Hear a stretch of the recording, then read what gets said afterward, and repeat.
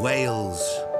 From coastline to castles, majestic mountaintops to vast valleys. That's where my family are from, don't get me started. A country full of myths, legends, Look what I got. and laughter. I'm here! Oh, my Lord! Join me, Michael Ball, as I receive a welcome in the hillside. Don't even think about it.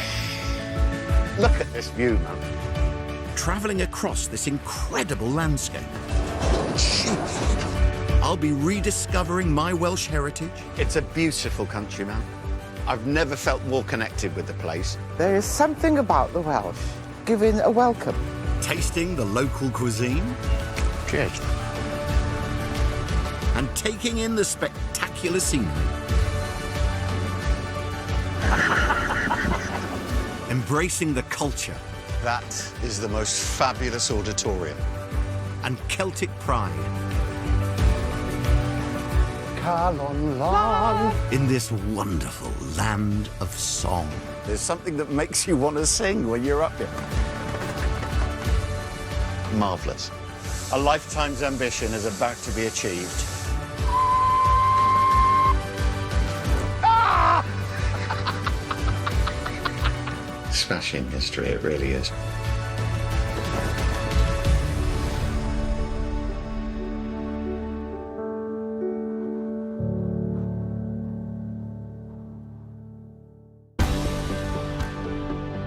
I'm back in wonderful Wales, exploring this proud nation to discover more about my Welsh heritage. This week, I'll be making my way from the mid to the north of the country, taking time to discover many new and spectacular places on my journey. Off we go. My first stop is somewhere very familiar, Aberystwyth. It's a place I can't wait to return to. It gave me the summer that I will always treasure and some of the best friends I ever made. A pretty seaside town on the coast of Ceredigion. It's where I did my first paid musical theatre job and the place where I earned my equity card. Straight after drama school, I came here to star in Godspell, making so many Welsh friends for life who sadly I haven't seen for years. Right. Today, I'm taking a trip up its cliff railway. The train on platform 1 will now be coming in on platform 2, and the train on platform 2 will now be coming in on platform 1. So, you over there come by here, and you over here go by there, Michael Ball. Stephen Parry. Got it, ah? Oh my God, you're in here! I'm here! Oh my Lord! Stephen, you old bugger. I can't even give you a cut. Aren't we wearing the same coat? Yeah, but you look better. I can't believe my great friend and fellow actor Stephen Parry is actually here. Oh, how brilliant to see you. Come on, we're going up the Are we mountain. going? Are you coming with? Of course we are. I'm not coming all this way just to say hello. Honestly. 35 years ago, we were here, my first ever job, doing Godspell at the Theatre de Werin. We were either sleeping, drinking, Yeah. laughing, or on Yeah. stage, and usually all together. All at the same time. We're off. Oh, the speed of light. Two soups! Are we there yet? Yeah. Being back in Aberystwyth with Stephen is bringing back lots of happy memories. We got through all sorts, flu, you name it, everything, and we sang. It was a proper baptism of fire. We shared a dressing room. We used to have a competition of who could wear the most makeup. And I think we created RuPaul's Drag Race before it ever started. I've seen a picture of us. Yeah. We look unbelievable. I look stunning. And I'd like to point out, both of us are makeup-free at the moment. Oh, natural. This is how we are. Look at this view. Aberystwyth is beautiful, but it looks even better up here, doesn't it? Yeah. And we were up in the university. It's a great university. Yeah. At the Theatre de Werin. And what was your song? Maybe you'd like to do the song on the mountain. Prepare ye the way of the Lord. It was almost prophetic. Well, you sang it better when we did the show.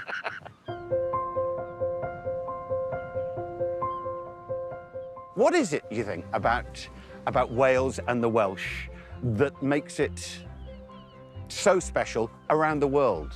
I think it has to come from the land, because people are people wherever they are, but I just think we've got the most amazing landscapes. It's bloody lovely seeing you. Thank you so much. Oh, Well, you didn't know I was coming. I had no clue. Thank you for not asking me, but it's been lovely being here. What a pleasant surprise. Can I see the producer now? Oh, genuinely, it's been incredible to see my old friend Stephen again.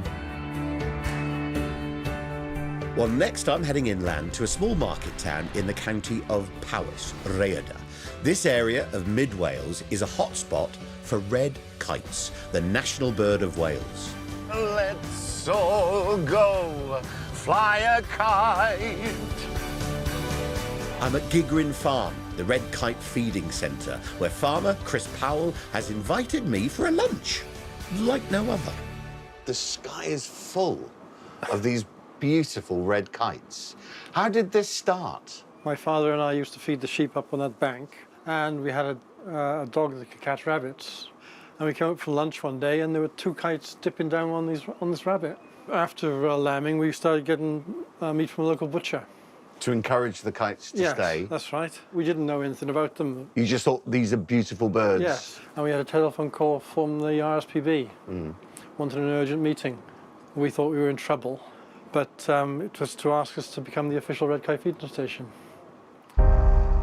Well, that was 20 years ago, and still at 2 p.m. every single day here, offal's on the menu. You can see they're all flocking in. They're getting so excited. Whoa, look at that. Red kites have incredible eyesight for hunting prey, and their huge wingspan means they can glide for long distances close to the ground. Oh.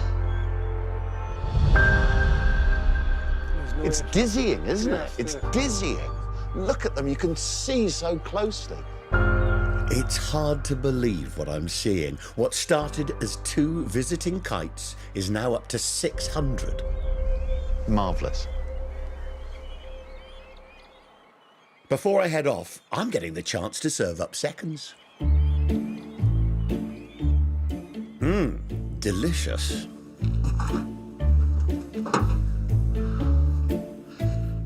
Well, let's hope they're still hungry. Nobody wants my meat.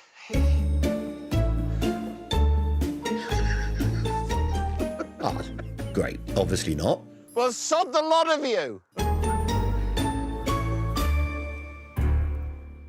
Unbelievable to think that this bird was once nearly extinct. It's testament to Gigrin Farm that the breed is still thriving. Such a brilliant start to my trip, and there's so much more to come. I'll be checking into a Michelin-starred restaurant with rooms, and at the National Library of Wales, there's a surprise in store for me.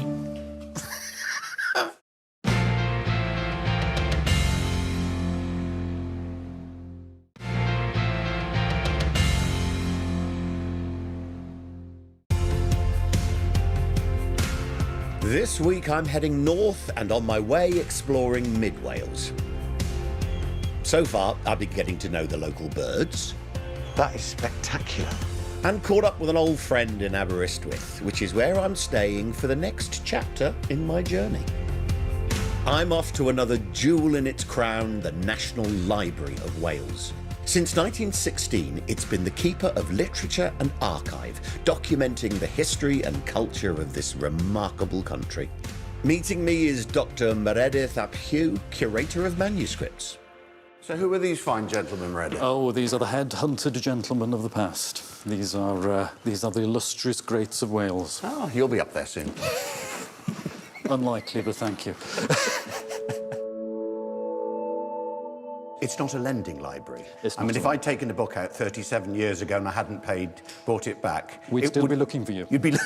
Well, certainly with the books that you've got here. In fact, one of this library's prized treasures is the oldest book in the Welsh language. The Black Book of Carmarthen is around 800 years old, and its scribe is thought to have been a 12th century monk who was extremely mystical.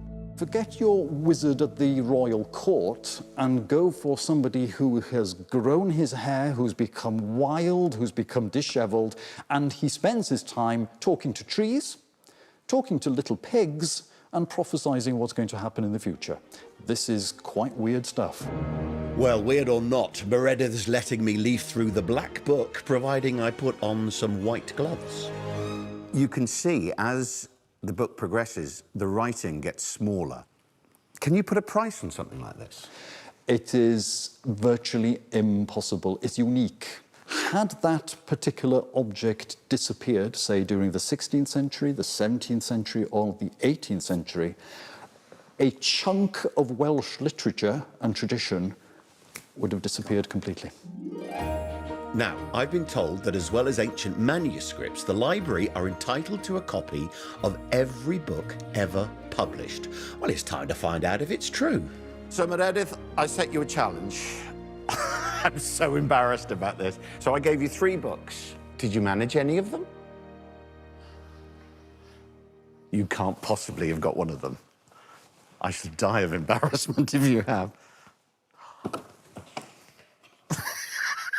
OK. In no particular order. The first 2 are firm family favourites. And the third, well... And finally, we have the seminal work, Witchcraft for All by Louise Huebner. Well, despite its questionable cover, this book takes me right back to my childhood. I won a competition, and the prize was a book of my choice. There's nothing that appealed other than this one, with a naked lady on the front doing spells. So this was the book I chose, and up came a little 11-year-old Michael Ball, and I was presented Witchcraft for All by the Bishop of Exeter. I've loved this, genuinely. Thank you for coming to see us. Thank you, mate. Thank Cheers. you. Take care. I feel so at home in Aberystwyth. It's bringing back all kinds of family memories. My Welsh mam is one of the inspirations behind this trip. Right, let's give Mum a call.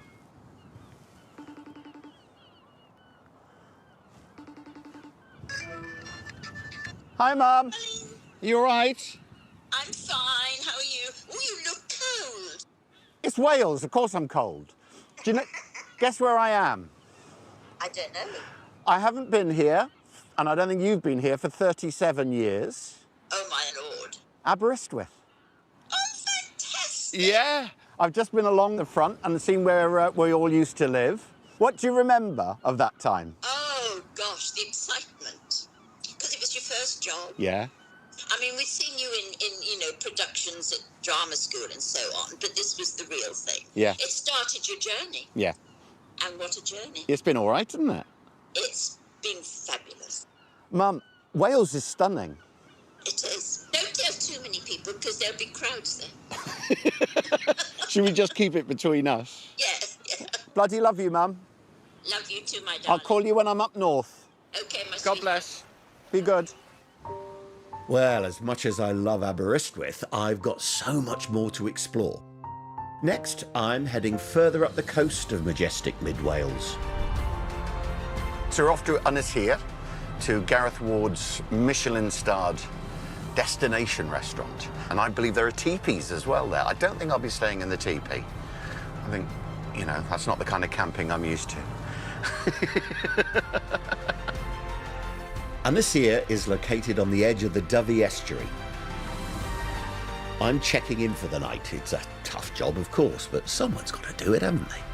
The owner is Gareth Ward, originally from County Durham. He bought this unique place 5 years ago after falling in love with it. He regularly uses ingredients from as locally as his back garden. Before he cooks my dinner, I'm going to join him for his daily forage. So these are silver birch trees. We drill a hole into the centre. It's exactly the same process as making maple syrup. This is a bit more of a labour of love. It comes out like almost pure water.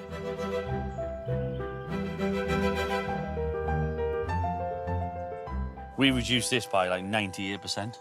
OK. 2,000 litres of birch water, and we've reduced it down to 20 litres of actual birch syrup in my fridge. Right. And that's not even And you down. keep it and use it all year round? Yeah, we use it all year round. We just do different things with it, yeah. It's incredible. Gareth uses the birch syrup in several of his dishes at the restaurant. Coincidentally, today is the final day of the season to milk the birch tree, so I've been given the honour of putting a cork in it. Literally. There you go. Beautiful. Brill. I think my work here's done.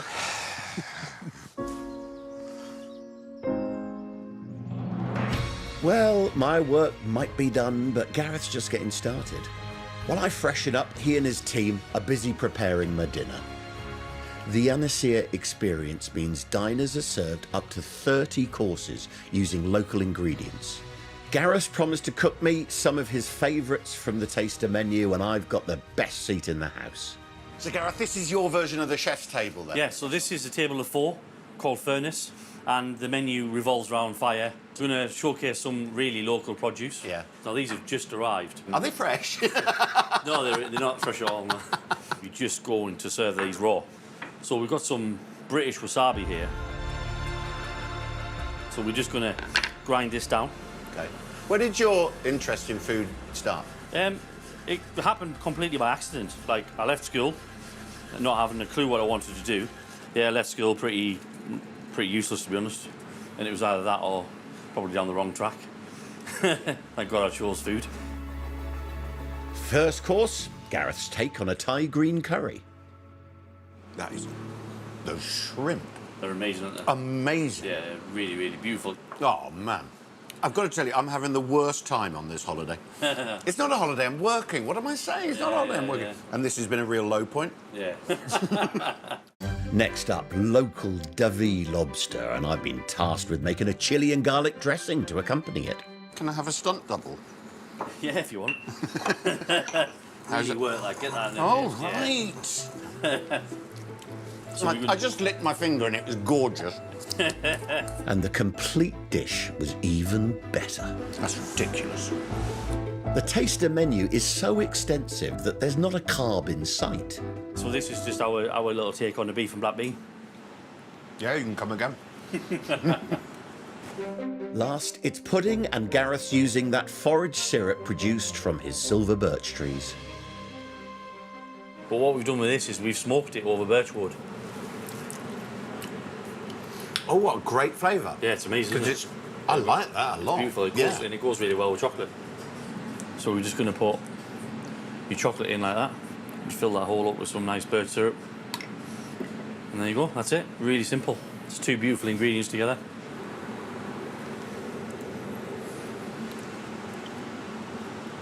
Come on. Seriously, Gareth, that was a privilege. I'm glad you've enjoyed I mean, you're a master at what you do. It's been great to meet you. You too, man. Thank you. God bless. Thank you. Oh, well, with a full belly, I'm now fueled for a magical evening under the stars, making my way through the spectacular Cambrian mountain range. Look at that view. It looks like those clouds are passing and we might have a decent view of the stars. Setting up the telescope for tonight's stargazing is Alan Trow, one of the founder members of Dark Sky Wales, an organisation set up to educate people about the night sky. How are you, Alan? Nice to meet you, Michael. I think we might have the night for it as well. It's looking pretty perfect, especially with that moon still That above our moon heads. is smashing. Hopefully I'll learn a thing or two because, as you're about to find out, I'm a complete novice. I'm Cancer with Leo rising. Your star sign? Virgo or possibly Libra. It depends. You're on the cusp. So is this where you come to write your astrology charts? It's where I meet Russell Grant regularly. Obviously, I'm here to learn about astronomy and not astrology. And there's no better place to do that, as this is one of the few designated dark sky sites in Wales. And what is it that makes this particular place the best place to come and look at stars? It's just dark. Really, really dark. Do you know why I think it is? Because here in Wales, we're closer to heaven.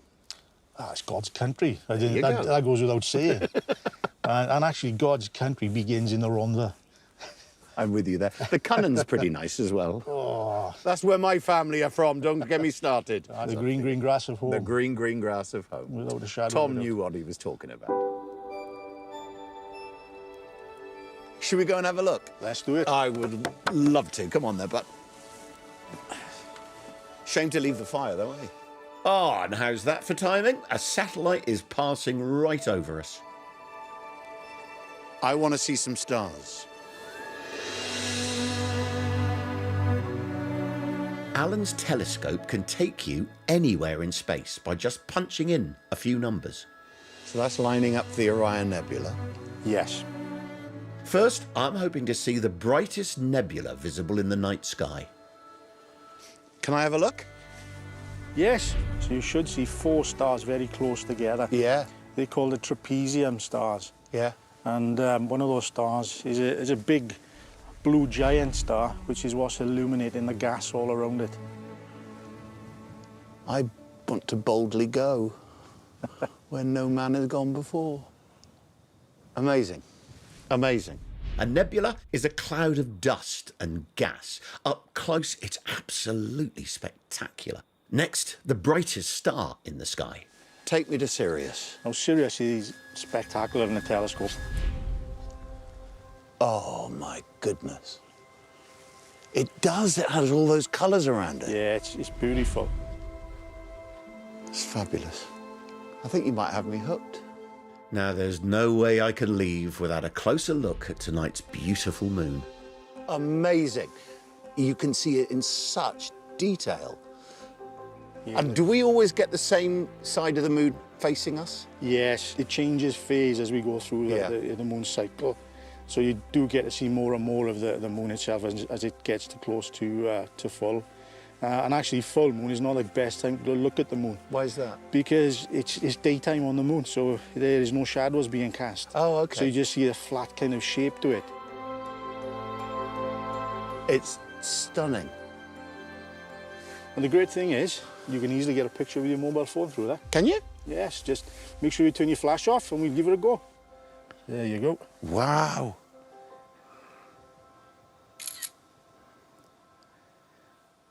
That's the moon, brother. Alan, thank you so much, mate. Oh, you're welcome. Thoroughly enjoyed it. You're welcome. Thoroughly. We couldn't have had a more beautiful night.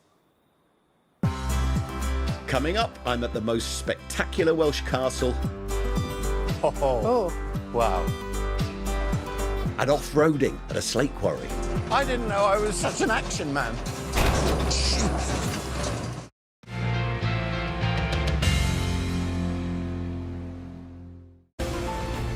I'm Michael Ball, and I'm exploring my Welsh heritage with a tour around this great nation. I've visited some of the best places that Mid Wales has to offer, and now I've reached North Wales and the county of Gwynedd, where the most impressive Welsh castle is situated. The coastal fortress of Harlech has a spectacular setting opposite the Irish Sea with the dramatic backdrop of the Snowdonia mountain range. Showing me around is custodian Sian Roberts. Welcome to Harlech Castle. This is stunning. So Wales is famous for its castles, and I think it's wrong for me to have a favourite, but I do, and I think this is it. This is the perfect castle. It is the perfect castle. It was built by Edward I. It was built as a military stronghold. It could be seen for miles around. Well, I was going to say, driving here, you see it looming in the distance, and you think there is no way that this place could ever be taken. It was taken by Owain Glyndŵr in Good 1404. Good old Owain. He took it. He took Aberystwyth, he took Criccieth, and then he took Harlech. And he must have liked Harlech Castle because he made it his home and his headquarters. And he was here for over 4 years before Prince Henry earned his spurs and with his troops took this back for the English king. Harlech shares a special status with the other North Wales castles of Carnarvon, Conwy and Beaumaris. Is there any rivalry between the four of you? Well, we all think we're the best. Yeah. But we are one World Heritage Site. Yeah, you say that, Sian. I don't believe it for a minute. Well, if this place was a good enough home for Owain Glyndŵr, leader of the famous Welsh rebellion, I can't wait for a look around. Oh. Wow. Harlech famously also has links with the Welsh stories of the Mabinogion, some of the earliest prose written in Britain. I've heard a lot about the Mabinogi. Can you explain what that is? They're a collection of tales hundreds of years before this castle was placed here, but each one of those tales features an area of Wales. The second branch features Harlech. The ancient legend of Branwen has its roots here, when the sister of the giant king Bendigeidfran was in an unhappy marriage in Ireland. She sent message to him for help, but he was too big to even fit on a ship. Bendigeidfran was such a giant that he couldn't fit into a house. When he took his troops across to Ireland, he leant from one bank of the River Liffey to the other bank, tips of hands touching one bank and the tips of his toes touching the other bank, and his troops are able to walk across him, and he then tells them, Arvo pen byd bont. He who would be a leader, be a bridge. And I think he was a pretty good prop forward as well. He must have been. He certainly would have been. This epic castle was also where the longest siege in British history took place. During the War of the Roses, the men of Harlech led a heroic resistance, which later inspired a famous Welsh song. And unlike poor Branwen, who didn't have a happy ending, it's a different story for Sian. People have been looking for men of Harlech, and you found one. I fell in love with Harlech, and I also fell in love with one of the men of Harlech, so I don't think I'll be moving. Don't blame you.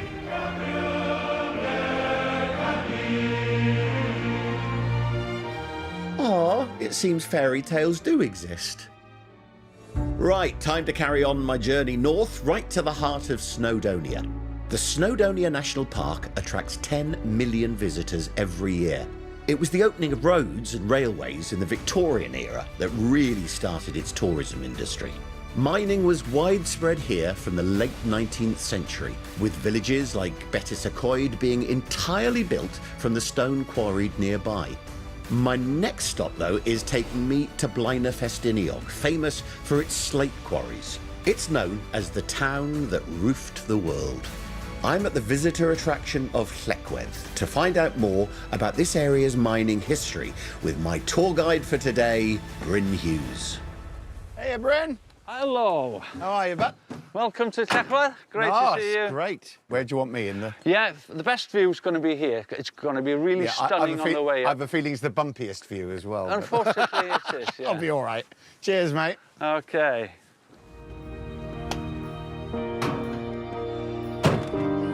Forward, Bryn!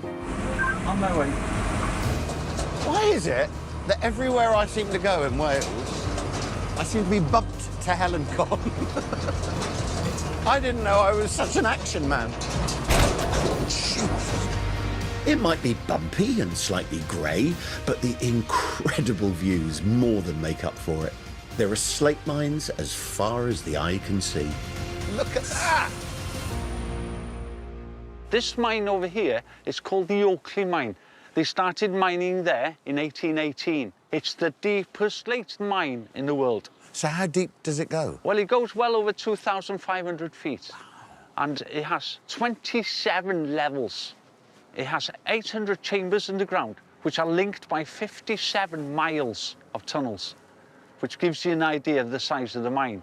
Now, what's amazing is that every single piece of slate that you can see here today has been taken out of those chambers in the ground. We're venturing to the top of this extreme landscape, 1,400 feet above sea level. These huge craters were made by blasting the tops off the 100-year-old caverns. This site is of huge historical importance, and it's incredible to be able to view this industrial landscape up close. Some of these quarries are over 300 years old, and the now derelict buildings once used for Victorian mining are still some of the greatest examples in the world. Take me down a slate mine. Now I've been as high as I can go, it's time to venture deep underground. Now, doors are going to close with a bit of a bang. He wasn't joking. Here we go. This train is the steepest of its kind in the whole of Europe. We're currently descending 500 feet. Of course, back in the day, they didn't have this technology, so they would walk down to where they were working. Okay, mind your head. There are 250 subterranean chambers down here, and we're in one of the 10 open to visitors. Well, this is magnificent. Some of the chambers are so enormous, they're actually called the cathedral chambers. They reckoned on average it would take them 2 hours to get to their workstation from the time they left the house, usually. So how many people would be working down here at any time? There'd be a family of 4 men. They'd have 2 underground and 2 up in the mill. The workers working in the mine, they would produce the rocks of slate. They would take them up to the top, and then the other 2 would take over, and they would dress the slate, split them and dress them and what have you. So literally, they wouldn't get paid until that slate has been sold. It's a hard life. Mind you, 8 shows a week doing hairspray, it's no picnic. OK, so maybe performing in a theatre isn't quite as hard as hacking away at slate 500 feet deep. Llechlwedd celebrates this area's mining heritage so perfectly. And just a few miles away is another tourist spot, which also has the Industrial Revolution to thank for its existence today.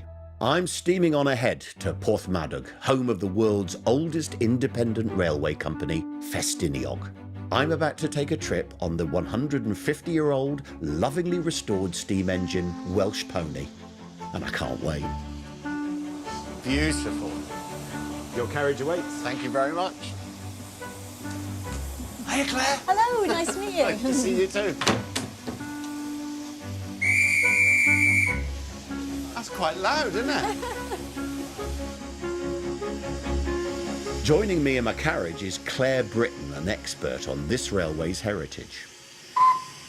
I mean, it's beautiful, beautifully crafted piece of kit, isn't it? Oh, fantastic. These are our Victorian carriages, and they are genuinely Victorian. Is there any reason I'm in 3rd class? Well, to give us a bit more space to chat. Yeah. That's what she's saying. Yeah, quite intimate, these I'm a 3rd class ones. passenger. Yeah. Story of my life. We're making our way over the Glaslyn estuary.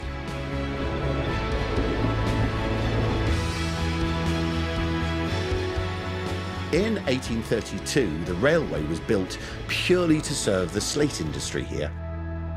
There were no steam engines until the 1860s. The horses used to pull the empty slate wagons up to Festiniog, and then the wagons were filled up at the slate quarries, and the horses used to ride in their own little wagons at the back of the train, and they used to come down by gravity. And when it became too much for the horses, that's when they started to introduce the steam engines. Instead of slate, today these steam-powered engines transport tourists like me for 40 miles through the stunning scenery of the Snowdonia National Park. The views, the vistas. I found this literally everywhere I've been around North Wales, but this is the way, truthfully, I'd rather do it, is in the comfort of a beautiful train so beautifully restored and watching the world go by out the window. And the love for this railway extends way beyond the tourists. Most of our drivers are volunteers. They do it because they love it. Absolutely. And what do you think the appeal is for them? You find quite a lot of them are in quite high-powered jobs, actually, and so it completely clears the mind, doesn't it? Because you're doing something. Are you saying this is a way for them to be letting off steam? Yeah, absolutely. Yeah. You see what I did there? Definitely. Letting off steam. Please yourself. Well, sadly, we've reached the final destination in our trip today. But before I head off, there's something I've got to do. A lifetime's ambition is about to be achieved. Coming up, I'm at the incredible Italian-style village of Port Marion, learning about the inspiration behind its design. If you were to sum this up as an architectural style, it would probably be bonkers. Before performing there with another talented local choir.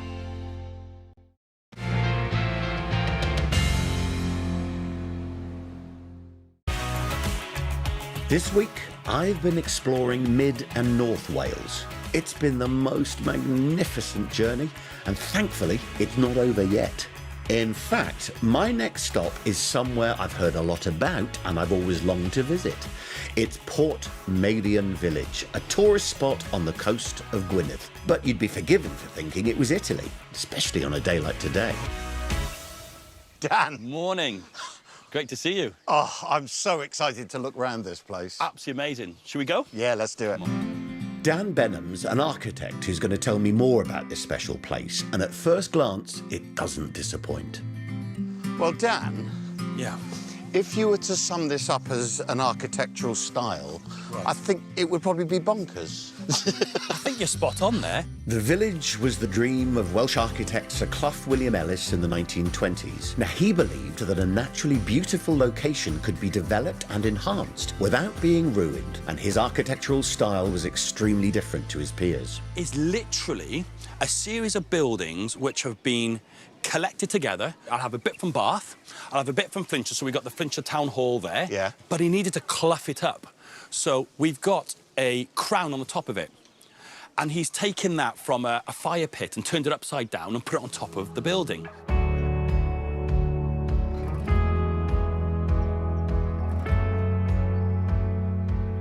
He had the idea of looking up at this place from the sea. So there's parts of the building where there's only half of it. And in typical wonderful architectural style, he says, well, you don't need the back half because I want you to look at it from this direction. We need more bits of architecture like that. Yeah. Because that kind of colour, that energy, that uniqueness, there's no place like this in the UK, let alone Wales. There's no place like There's not many in the world. No, you're right. I think you're absolutely right. I can imagine him just standing back, looking at the beautiful views and vistas up from the water. This completely unique site. Yeah. And going a little bit to the left, a little bit to the right, spot on. Yeah. Its uniqueness meant that one of the most influential 60s TV series was filmed here, The Prisoner, and there have been other notable guests as well. George Harrison had his 50th birthday here. Absolutely. They wouldn't let him stay in the Watchtower in case he had too many and went over. Can you imagine that, right? And I think the fact that it inspires so many people and continues to do so, so it's not like it's stopped. It's frothy and it's magnificent and it's inspirational. Thanks, Dan. Such an incredible, magical place, and I'm not leaving just yet. I'm thrilled to be getting a chance to perform here with local group Cor Glenaethwy. I'm meeting someone who's performed with the choir since she was just 5 years old, Teleri Jones. Hiya, Teleri. Hello, Michael. How are you? OK, thank you. You're here? Yes, I am. And I'm really glad you are. Oh, thank you. What an amazing place. It is, isn't it? It's lovely. Yeah. Beautiful. Sense of tranquility, a sense of peace. Yes. And I think you need that. I do. Yeah, definitely. During the past few months, the support of her choir group has been a lifeline for Teleri. It's been a difficult year, just professionally. You're a Yes. doctor, you're a GP. That's right. You're a young mum, Yeah. 2 kids. Yes. 3 and 1. And your lovely husband. Yes. So 2 months ago, my lovely husband passed away from complications of COVID. Yeah. He was 34. So it's been quite tough. Yeah. But we're getting there slowly, small Yeah. steps. Teleri's beloved husband, Hugh, also loved to sing, and he was a keen rugby player. I'm so sorry for your loss. Thank you. And I'm so incredibly proud that you've come here today. I hope this is some kind of catharsis, gives you some release, some joy. Yeah. It's a beautiful song. It is. We're It's a going lovely to sing. song. Yeah. I think we should go and join the choir and dedicate the song to lovely Hugh. Oh, I think it's the right song in the right place to remember your fabulous husband. Thank you. I'm thrilled to have met you. And me, you.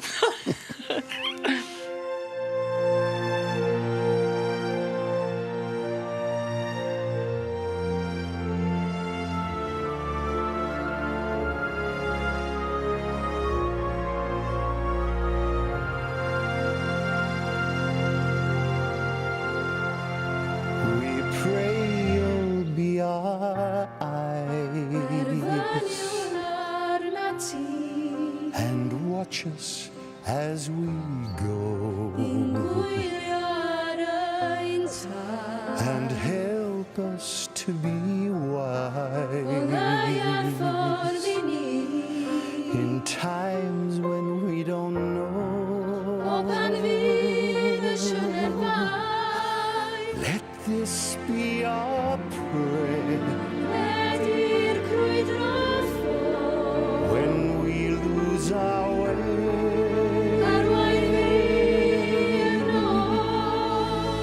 Lead us to a place, guide us with your grace, to a place where we will be saved.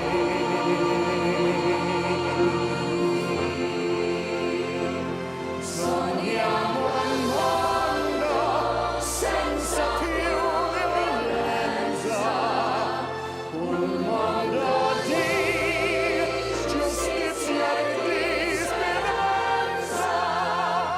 Ognuno di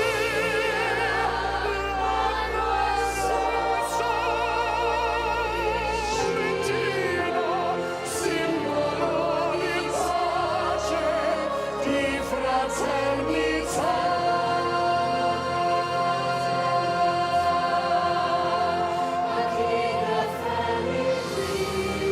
We hope each soul will find another soul to love. Let this be our prayer. Just like every child, lead us to a place, guide us with your grace, to a place where we'll be saved. Randa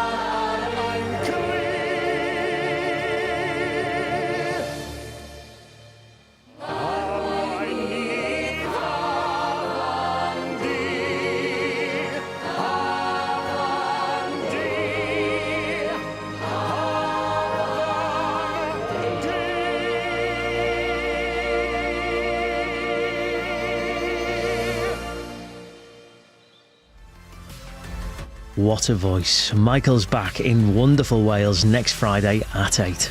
Over the Irish Sea, Adrian Dunbar's making us all fall in love with Coastal Ireland. That's streaming now on My5. While next this evening, it was a mission with heavy losses, and we trained the ocean to find shipwrecked heroes in D-Day Revealed.